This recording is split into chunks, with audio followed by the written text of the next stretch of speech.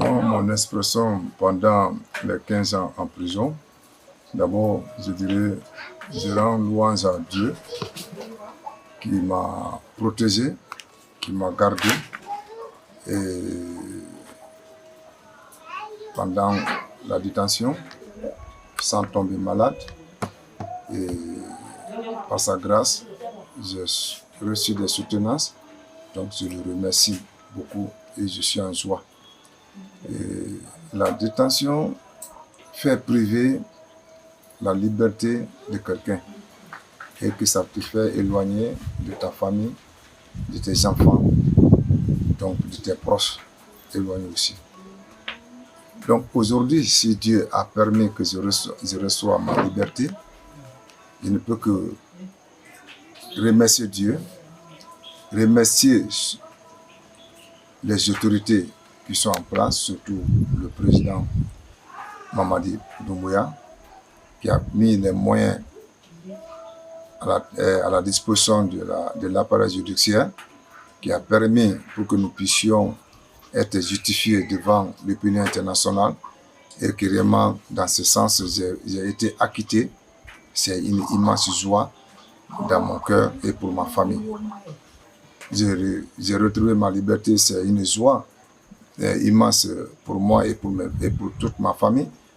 Ah oui, depuis fort longtemps, 2011, j'ai demandé ma liberté, ma mise en liberté, mais toujours il y avait des accidents qu'on refusait de ne pas me mettre en liberté.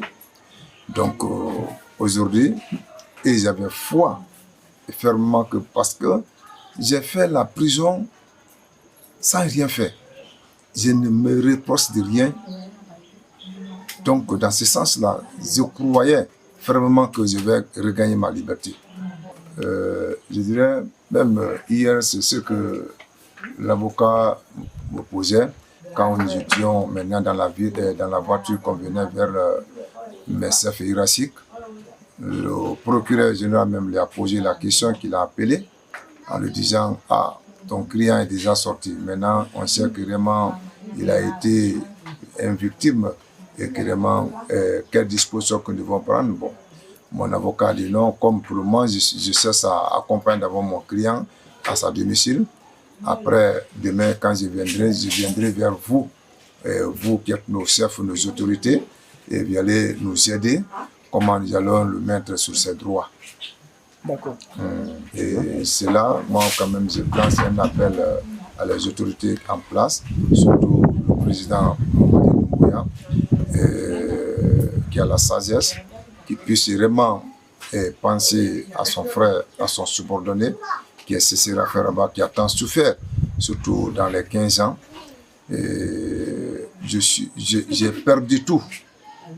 Même les constructions que j'avais faites à Zéro-Courir, les familles sont allées, ils ont détruit tout. Et ce qu'ils avaient fait, c'est encore, ils ont allé détruire tout. Donc je suis sorti, vous-même, les journalistes, vous voyez, là où je suis assis, et quand on te dit un père de famille qui a plus de 6 enfants, il est logé dans une chambre salon, et qui vraiment, tout, sa belle-mère, et compris tout, ils sont tous logés ensemble. Si ce n'est pas vraiment dans l'esprit de pitié et de sagesse, cela n'est même pas faisable.